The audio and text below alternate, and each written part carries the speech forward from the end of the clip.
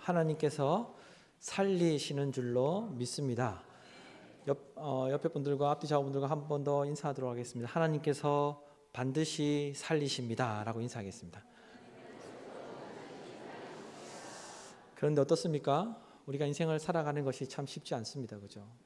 저도 인생을 논할 만큼 많이 살진 못했지만 지금까지의 경험만 하더라도 우리가 인생을 살아가는 것이 참 녹록지 않다는 것을 늘 생각하고 또한 몸으로 또한 체험하기도 합니다.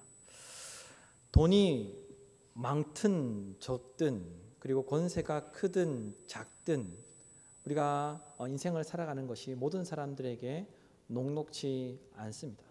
그 이유는 저마다 각기 다른 위치에서 저마다 짊어지고 있는 짐이 있기 때문이죠.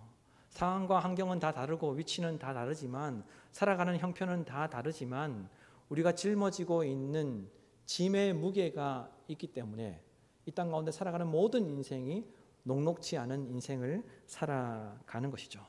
인생이 그렇게 녹록지 않다는 것을 우리 모두는 다 이미 알고 있습니다. 이렇게 생각하면 사는 게 다 그렇지 하고 그럭저럭 살아갈 것 같기도 한데 그럼에도 불구하고 우리는 이 땅 가운데 살아가면서 어렵게 그리고 힘들게 살아가는 것이 우리의 현실입니다. 그래서 우리는 만족하지도 못하고 우리는 행복하지도 않다고 생각하면서 살아가게 되는 것이죠. 그리고 우리는 감사하지 못하면서 살아갑니다. 여러분, 우리가 인생이 녹록지 않다는 것을 알면서도 왜 우리가 이 땅 가운데 만족하지 못하고 왜 행복하지 못한 상태로 살아가는 것일까요?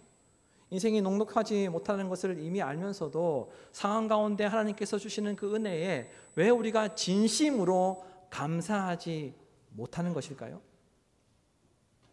제가 생각하기에 그 이유는 우리가 바라는 것이 행복해지는 것이 아니라 다른 사람보다 더 행복해지기를 원하기 때문에 비교하는 것이기 때문에 우리가 이 땅 가운데 살아갈 때 삶이 녹록하지 않다는 것을 이미 알면서도 또한 그것에 만족하지 못하고 행복해하지 못하고 감사하지 못하면서 살아가는 것이죠. 우리가 살아갈 때 자족하면서 살아가지 못하는 이유는 다른 사람보다 더 많은 것을 소유하는 것이 목적이 되기 때문에 우리가 자족하지 못하고 더 나아가서 감사하지 못하는 삶을 살게 되는 것이죠. 도덕경이라는 책에 보면 노자가 이런 말을 했습니다. 화의 곁에는 복이 있고 복 안에는 화가 숨어 있다. 화의 곁에는 복이 있고 복 안에는 화가 숨어 있다. 누가 그 오묘한 비밀을 알 수 있겠는가? 이것은 사람이 풀 수 없는 수수께끼다. 노자는 화와 복이 함께 온다고 이야기를 하였습니다. 그리고 이 노자가 이야기하고 있는 화와 복이 함께 온다는 이 이야기를 잘 나타내고 있는 옛 이야기가 있죠. 여러분들이 잘 아시는 이야기입니다. 바로 세옹지마 이야기입니다. 여러분, 세옹지마가 어떤 이야기입니까? 중국 북쪽 변방에 점을 치는 노인이 살고 있었습니다. 그런데 어느 날 그가 기르던 아주 좋은 말이 국경을 넘어서 오랑캐 땅으로 도망가게 됩니다. 그렇게 되자 평소에 그 말을 아끼는 말이었기 때문에 주변 이웃 사람들이 노인을 위로하자 노인이 대답하죠. 이것이 화인지 복인지 누가 알겠어? 이 노인은 자기가 키우면서 아끼던 말이 국경을 넘어서 오랑캐 땅으로 도망갔지만 그 일을 두고 사람들이 그를 위로하자 이 노인은 이것이 화인지 복인지 누가 알겠소? 라고 이렇게 대답을 했습니다. 몇 달 후에 뜻밖에도 도망갔던 그 말이 좋은 말을 혼자 돌아온 것이 아니라 좋은 말 한 무리를 이끌고 돌아오게 됩니다. 그래서 이웃 사람들이 너무 좋았던 거예요. 그래서 그 노인에게 축하하자 노인이 또다시 대답합니다. 이것이 복인지 화인지 어찌 알겠어? 여러 말이 이제 생겼습니다. 그래서 그 노인의 아들이 너무나도 기뻐서 매일같이 말을 타면서 놀았습니다. 그런데 불행하게도 그 노인의 아들이 말에서 떨어져서 다리가 부러지게 됩니다. 그래서 온전하게 이제 살아갈 수 없게 되죠. 그래서 이웃들이 그 귀한 아들, 하나뿐인 그 귀한 아들이 다쳐서 평생 이렇게 이제 건강하게 살아갈 수 없게 되자 그 노인을 위로합니다. 그러자 그 노인이 다시 태연하게 대답하죠. 이것이 화인지 복인지 누가 알겠어? 그리고 1년 후에 그 마을에 어떤 일이 일어납니까? 오랑캐가 쳐들어오게 되는 일이 일어나죠. 그래서 그 마을에 있는 모든 젊은 사람들이 전쟁터로 끌려가게 되고 또한 그 모든 젊은 청년들이 다 전사하게 됩니다. 그런데 이 아들은 다리가 부러져서 몸이 온전하지 못하였기 때문에 전쟁터로 끌려가지 않고 무사하게 살게 되었다는 그 이야기가 바로 이 세옹지마라는 이야기이죠.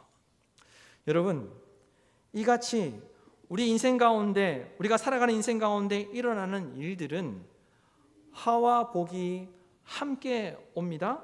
그리고 화가 복이 되기도 하고 복이 화가 되기도 하죠. 따라서 우리에게 일어나는 일들이 지금 현재 내가 겪고 있는 이 일이 미래에 어떤 결과를 가져오게 될지 단정지어서 말하고 생각해서는 안 된다는 거예요. 지금 내가 고난을 겪고 있다고, 내가 지금 화를 당하고 있다고 생각해서는 안 된다는 겁니다. 현재 내가 겪고 있는 그 일로 인하여서 내가 복을 받고 있다, 화를 당하고 있다, 그렇게 단정해서 판단하고 생각해서는 안 된다는 이야기입니다. 여러분, 성경에 나오는 요셉을 한번 생각해 볼까요? 요셉은 어떤 인생을 살았습니까? 다른 형제들과 달리 아버지 야곱에게 특별한 사랑을 받았습니다. 그래서 그 당시에 아무나 입을 수 없었던, 입고 싶다고 입을 수 없었던 채색 옷을 입고 아주 풍요롭게 살았습니다. 여러분, 이것이 요셉에게 복이었습니까? 복이 되었습니까? 그렇지 않으면 화였습니까? 결국 요셉은 형들에게 미움을 받게 되고 또한 형들에게 버림을 받게 되죠. 그러나 요셉은 구사일생으로 살아나서 이집트의 노예로 팔려가게 됩니다. 여러분 생각할 때 이 노예로 팔려가는 이 요셉의 이 모습, 그 현재 그 삶의 모습이 여러분 요셉에게 화입니까? 복입니까? 대답을 좀 해보십시오. 요셉은 노예로 보디발의 집에서 열심히 일을 해서 보디발에게 인정을 받고 가정의 그 모든 일들을 주관하고 살피는 가정총무로 세워집니다. 여러분, 이것이 요셉에게 복이었습니까? 화였습니까? 요셉이 가정총무로 세워지지 않았다면 보디발의 아내의 눈에 띄지 않았을 것인데 요셉이 열심히 일하면서 가정총무로 일하면서 보디발의 아내의 눈에 들어오게 됩니다. 그리고 보디발의 아내로부터 유혹을 받게 되죠. 그런데 다행히도 그 유혹을 뿌려치게 됩니다. 하지만 어떤 일이 일어납니까? 누명을 쓰고 감옥에 갇히게 되죠. 여러분, 요셉이 감옥에 갇힌 것이 우리가 성경의 내용을 잘 알고 있기 때문에 그것이 요셉에게 복이었습니까? 화였습니까? 세상의 관점으로 보면 요셉이 누명을 쓰고 감옥에 갇힌 것은 분명 화입니다. 그러나 하나님께서 함께 하셨던 그 요셉이었기에 감옥에 갇힌 것이 여러분 화였습니까? 복이었습니까? 복이었습니다. 복이었습니다. 그곳에서 아주 놀라운 만남을 만나게 되죠. 하나님의 예비하심, 하나님의 섭리를 그곳에서 경험하게 됩니다. 세월이 많이 흘러서 요셉은 이집트의 총리가 되었고 자신을 버렸던 형제들을 다시 만나게 되죠. 형제들은 요셉이 복수할 것이라 생각하고 자기들을 다 죽일 것이라 염려하였습니다.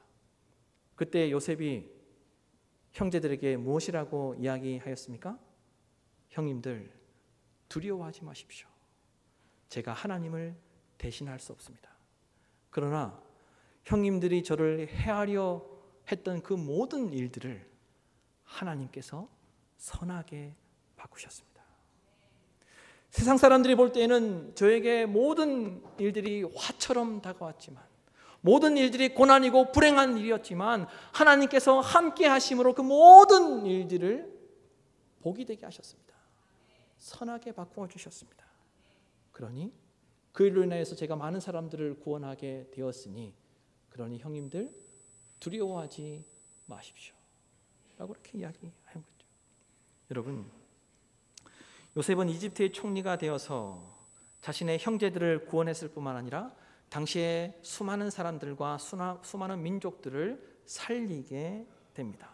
그 모든 일들은 하나님께서 선하게 바꾸셨기 때문에, 하나님께서 함께 하셨기 때문에, 세상의 관점으로 볼 때는 그의 인생 가운데 불행한 일만 일어났고 모든 것이 화처럼, 모든 것이 고통처럼 자기에게 다가왔지만 하나님께서 함께 하심으로 말미암아 그 모든 것이 선한 것이 되었습니다. 그 모든 것이 형통케 하시는, 복으로 인도하시는 과정이 되었다는 것입니다.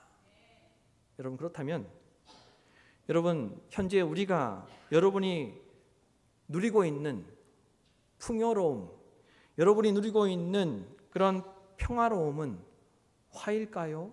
복일까요? 반대로 고난과 그리고 고통이, 그리고 어려움이, 그리고 기다림의 그 긴 시간이 여러분 화입니까? 복입니까? 복입니다. 하나님께서 함께 하시면 내가 겪고 있는 그 모든 순간들이 하나님 안에서 복된 줄로 믿습니다. 여러분, 키에르케고르가 이런 말을 했어요. 감사는 세상을 볼 수 있는 눈이다. 감사는 세상을 볼 수 있는 눈이다. 이 케고르의 말에 의하면 감사가 없으면 세상을 볼 수 있다는 겁니까? 바르게 본다는 이야기입니까? 정확하게 볼 수 있다는 겁니까? 아니죠. 감사가 세상을 볼 수 있는 눈이다라고 이야기하고 있습니다. 우리가 하나님의 백성이라는 것을 믿고 고백한다면, 하나님을 신뢰하는 하나님의 백성이라면 감사로, 감사하는 마음으로 세상을 바라보아야 한다는 겁니다. 그래야만 제대로 볼 수 있다는 거예요. 만약에 우리가 감사의 안경을 쓰고 세상을 바라본다면 그 가운데 하나님의 섭리를 발견하게 될 줄로 믿습니다. 감사의 안경을 쓰고 세상을 바라본다면 어떤 상황을 만난다 할지라도 그 가운데서 하나님의 은혜를 경험하게 될 줄로 믿습니다. 하나님의 일하심을 목도하게 될 줄로 믿습니다. 감사의 안경을 쓰고 살아간다면 우리에게 일어나는 그 일들로 인하여서 일희일비하지 않고 살아갈 수 있게 된다는 거예요. 마음의 평안을 지킬 수 있게 된다는 거예요. 간절히 바라기는 감사의 눈을 가지고 감사의 안경을 쓰고 세상을 바라보는, 그리고 나의 삶을 바라보는 우리 목민의 모든 권속들이 되기를 주님의 이름으로 축원합니다. 따라서 오늘 추수감사주일을 맞이하여 감사로 세상을 바라보아야 하는 이유가 무엇인지 하나님이 주시는 은혜를 나누고자 합니다. 오늘 말씀에서 시편 저자는 이렇게 고백합니다. 여호와의 선하심과 사람의 자손들에게 하신 그 놀라운 일들을 두고 여호와께 감사하라. 좋은 일만 있을 때 감사하라고 했던 것이 아니라 여호와의 선하심과 사람의 자손들에게 하신 그 놀라운 일들을 두고 여호와께 감사하라고 먼저 이야기하고 있습니다. 그리고 감사의 제물을 바치고 기쁨의 노래로 그분이 하신 일들을 선포하는 것이 마땅하다라고 이야기하고 있습니다. 하나님의 백성들은 감사의 고백으로 감사의 안경을 쓰고 감사의 눈을 가지고 살아가는 것이 마땅하고, 우리 인생 가운데 행하실 그 놀라운 일들을 통해서 그것을 선포하며 사는 것이 마땅하다라고 이렇게 이야기했습니다. 하나님은 하나님의 사람들에게 언제나 선을 행하시고 놀라운 일을 행하시기 때문에 감사해야 한다는 거예요. 따라서 오늘 말씀을 통해 감사해야 하는 이유를 구체적으로 살펴보기를 원합니다. 여러분, 우리가 왜 감사하며 살아야 합니까? 첫째로, 하나님은 고통 가운데 응답하시며 바르게 인도하시기 때문에 감사해야 합니다. 하나님은 우리가 고통 가운데 있을 때 반드시 응답해 주시고 우리를 바른 길로 인도해 주시기 때문에 우리가 어떤 상황 가운데 있다 할지라도 감사하며 살아야 한다는 겁니다. 여러분, 23절에서 30절 말씀을 보십시오. 다 같이 한 목소리로 읽도록 하겠습니다. 배들을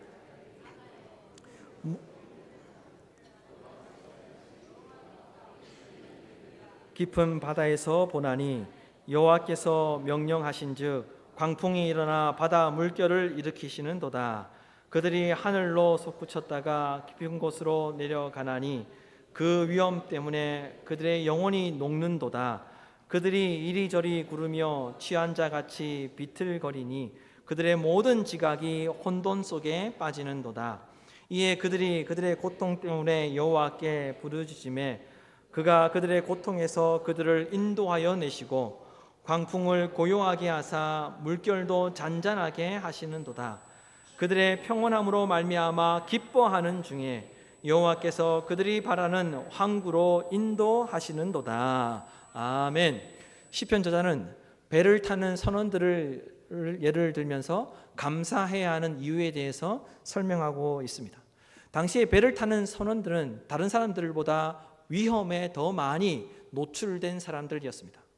배를 타는 사람들은 다른 사람들과 비교해 봤을 때 더 많은 위험에 빠질 수 있는 그런 인생을 살던 사람들이었습니다. 당시에 바다의 위험은 사람의 힘으로 감당할 수 없었고 참는다고 이겨낼 수 있는 것도 아니었습니다. 고대 사람들에게 깊은 바다는 혼돈의 큰 힘을 가진 곳으로 두려움의 대상이었습니다. 두려운 곳이었습니다. 그래서 바다는 인간의 힘과 인간의 능력으로 저항하거나 막아낼 수 없는 불가항력적 위험이 있는 곳이 바로 깊은 바다였습니다. 그러나 하나님께서 그 모든 것들을 다스리신다는 거예요. 혼돈의 큰 힘으로 두려움을 가져다주는 상황들을 하나님께서 다스리시고 하나님께서 잠잠케 하신다고 하였습니다. 혼돈에 빠져있는 그 사람의 그 인생을 하나님께서 그들이 부르짖을 때 그 이야기를 들으시고 그 음성을 들으시고 하나님께서 인도하시고 하나님께서 건져주시고 하나님께서 잠잠케 하신다라고 하였습니다. 마찬가지로 여러분, 우리가 하나님께 감사해야 하는 이유는 무질서와 혼돈의 큰 힘이 우리의 인생을 두렵게 만들고 때로는 우리로 하여금 정신을 못 차릴 정도로 우리를 흔들어 놓고 우리를 혼란스럽게 만들지만, 그래서 감당할 수 없는 고통 속에서 그 고통으로 우리를 몰아가지만 결국 하나님께서 모든 것들을 다스리시고 바르게 세워주시기 때문에 우리가 어떤 상황 가운데 있다 할지라도 감사해야 한다는 겁니다. 또한 우리의 힘과 능력으로 저항하거나 막아낼 수 없는 불가항력적인 그 많은 일들을 우리가 만나게 되기 때문에, 그러나 그 모든 것들을 하나님께서, 우리는 불가항력적으로 그것을 막아낼 수 없고 이겨낼 수 없고 견딜 수 없지만 하나님께서 막아주시고 하나님께서 잔잔하게 하시고 하나님께서 건져주시기 때문에 하나님께 감사하는 그런 인생을 살아야 한다는 겁니다.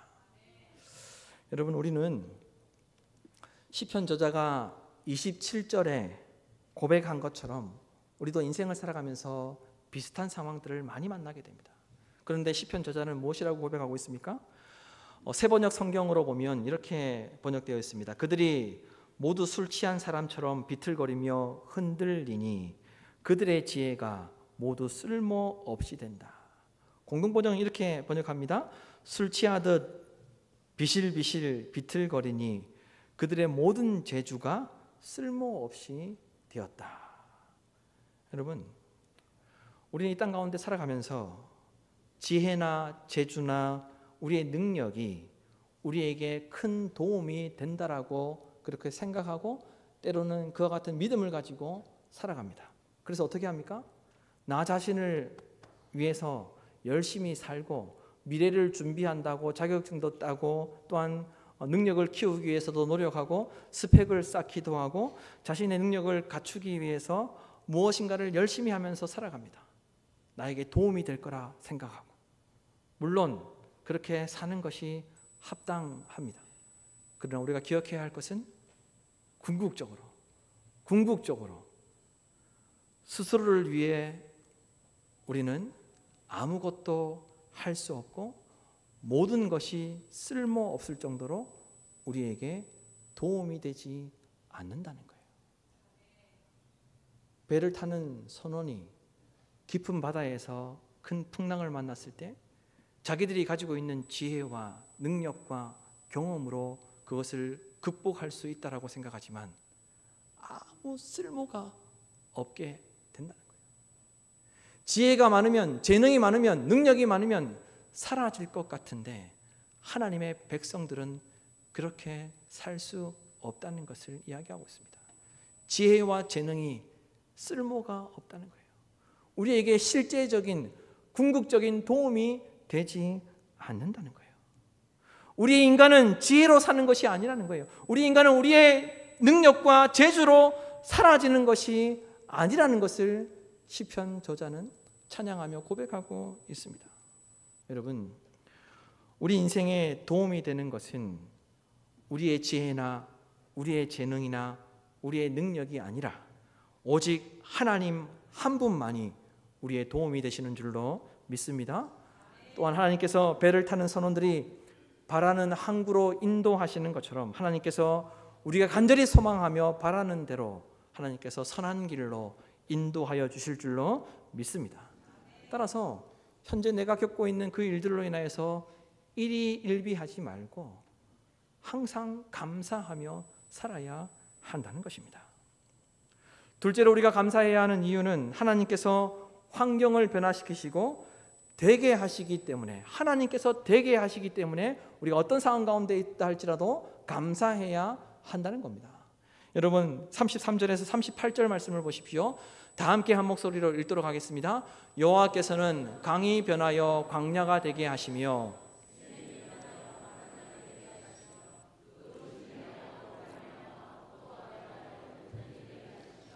또 광야가 변하여 못이 되게 하시며 마른 땅이 변하여 샘물이 되게 하시고 줄인 자들도 거기에 살게 하사 그들이 거주할 성읍을 준비하게 하시고 밭에 파종하며 포도원을 재배하여 풍성한 소출을 거두게 하시며 또 복을 주사 그들이 크게 번성하게 하시고 그의 가축이 감소하지 아니하게 하실지라도. 아멘. 시편 저자는 분명하게 고백하고 있습니다. 하나님께서 환경과 존재를 변화시키시고 바꾸어 주시고 또한 되게 하신다라고 이야기하고 있습니다. 뿐만 아니라 하나님께서 살게 하시고 하나님께서 준비하게 하시고 하나님께서 거두게 하시고 하나님께서 번성하게 하신다라고 이야기했습니다. 누가 하신다는 거예요? 하나님께서. 심지어 여러분 보십시오. 준비하게 하는 것도, 살게 하시는 것도, 거두게 하시는 것도 모두 다 하나님께서 하신다는 거예요.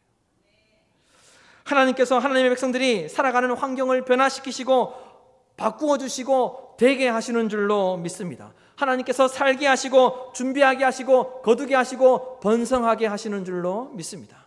하나님께서 하신다는 거예요. 그래서 우리가 감사하는 인생을 살아야 한다는 겁니다. 여러분, 한나도 하나님께 기도하면서 이렇게 고백하죠. 여호와는 지식의 하나님이시라 행동을 달아보시느니라. 용사의 활은 꺾이고 넘어진 자는 힘으로 띠를 띠도다. 풍족하던 자들은 양식을 위하여 품을 팔고 줄이던 자들은 다시 줄이지 아니하도다. 전에 임신하지 못하는 자는 7을 낳았고 많은 자녀를 둔 자는 쇠약하도다. 여호와는 죽이기도 하시고 살리기도 하시며 소홀에 내리기도 하시고 거기에서 올리기도 하시는도다. 여호와는 가난하게도 하시고 부하게도 하시며 낮추기도 하시고 높이기도 하시는도다. 가난한 자를 진토에서 일으키시며 빈궁한 자를 거름더미에서 올리사 귀족들과 함께 앉게 하시며 영광의 자리를 차지하게 하시는도다. 땅의 기둥들은 여호와의 것이라 여호와께서 세계를 그것들 위에 세우셨도다. 여러분, 한나도 고백합니다. 변화시키시고 되게 하시는 주체가 누구라고 기도하고 있습니까? 하나님이 하신다. 여러분, 하나님께서 환경과 존재를 변화시키시고 바꾸어 주시고 우리를 지켜주시고 되게 하시는 줄로 믿습니다. 안 되는 것도 하나님께서 되게 하시는 거예요. 하나님께서 안 되는 것도 변화시켜 주시는 거예요. 뿐만 아니라 하나님께서 살게 하시고 하나님께서 준비하게 하실 줄로 믿습니다. 뿐만 아니라 하나님께서 열매를 거두게 하시고 번성하게 하실 줄로 믿습니다. 이와 같이 우리는 우리의 인생에 기적을 행하시는 하나님을 온전히 바라보며 믿음으로 하나님의 그 인자하심의 충만함을 누리는 우리 모두가 되기를 간절히 소망합니다. 우리 인생에 기적을 행하실 하나님을 신뢰함으로 감사하는 인생들이 다 되실 수 있기를 주님의 이름으로 축복합니다. 마지막 셋째로 우리가 감사해야 하는 이유는 하나님께서 고통으로부터 건져주시고 좋게 하시기 때문에 감사해야 합니다. 하나님은 되게 하실 뿐만 아니라 좋게 하시는 분이십니다. 따라서 우리가 감사해야 하는 것이죠. 여러분, 39절에서 43절 말씀을 한 목소리로 합독하도록 하겠습니다. 다시 압박과 재난과 우환을 통하여 그들의 수를 줄이시며 낮추시는도다. 여호와께서 공고한 길 없는 황야에서 유리하게 하시나니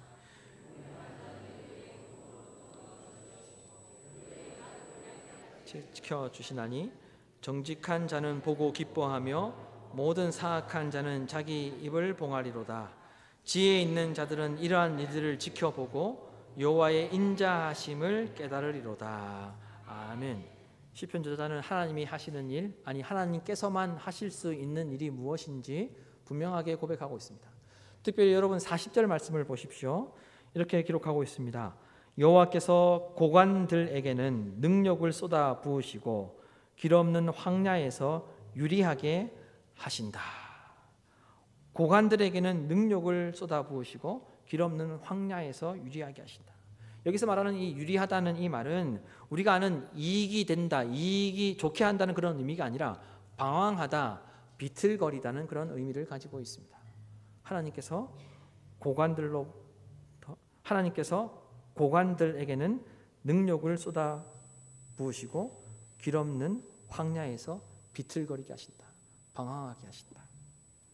하나님께서 악한 고관들, 높은 자리에 앉아있지만 거짓으로 가득한 사람들, 그리고 불법으로 많은 것을 가진 자들, 그리고 권력으로 사리사욕을 채우는 사람들이 오히려 불행하도록 불이익을 겪도록 하신다라고 말씀하셨습니다. 오히려 하나님께서 하나님의 백성들에게 이익이 되게 하시고 고통에서 건져주신다고 하셨습니다. 기쁜 삶이 되도록 하신다라고 말씀하셨습니다.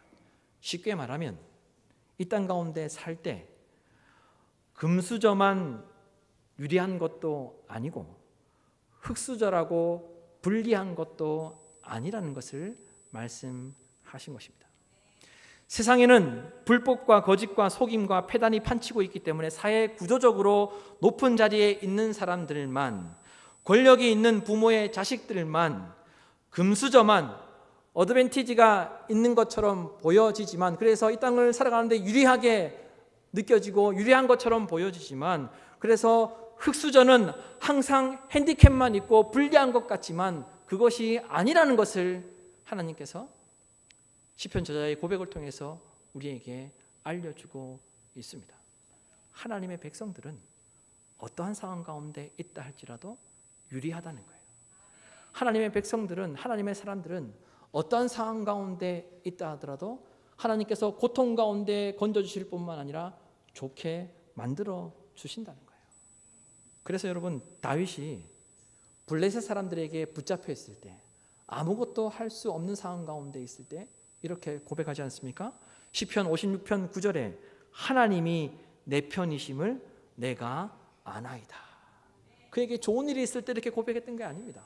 블레셋 사람들에게 붙잡힐 정도로 아무것도 할 수 없을 때 하나님께서 내 편이심을 내가 아나이다. 여러분, 전능하신 하나님께서 저와 여러분의 편이 되시는 줄로 믿습니다. 전능하신 하나님께서 내 편이 되시기에 감사하지 않을 수 없는 것이죠. 여러분, 하나님은 하나님의 방법으로 다스리시고 반드시 건져주시고 반드시 지켜주시고 반드시 모든 상황들을 좋게 만들어 주실 줄로 믿습니다. 지금도 우리가 하나님의 다스림과 하나님의 건져주심과 하나님의 지켜주심을 경험하고 있기 때문에 우리는 감사해야 하고, 감사의 눈으로 바라볼 때 이것이 보인다는 것을 여러분 꼭 기억하십시오. 존 헨리라는 사람은 이런 말을 했습니다. 감사는 최고의 항암제요, 최고의 해독제요, 최고의 방부제다. 감사는 최고의 항암제요, 최고의 해독제요, 최고의 방부제다. 감사하지 않으면 살아낼 수 없고, 감사가 없으면 사라지지 않습니다. 감사해야 회복될 수 있고, 감사해야 치료될 수 있습니다. 감사해야 젊게 살 수 있습니다. 감사해야 삶이 행복해질 수 있습니다. 해독제요, 방부제다. 감사로 치료가 된다는 거예요. 감사로 지킬 수 있다는 거예요. 심지어 젊음까지도, 얼굴에 팽팽함까지도, 노화의 방부제. 여러분, 감사해야 삶을 지키고 인생을 지키고 가정을 지키고 부부간의 관계를 지킬 수 있고 또한 우리 자신을 지킬 수 있습니다. 그럼 우리 모두가 다 하나님을 믿고 섬기며 감사하는 성도가 되어서 하나님의 인자하심과 하나님께서 인생에게 행하시는 기적을 발견하고 항상 경험하는 성도들이 다 되실 수 있기를 주님의 이름으로 축원합니다.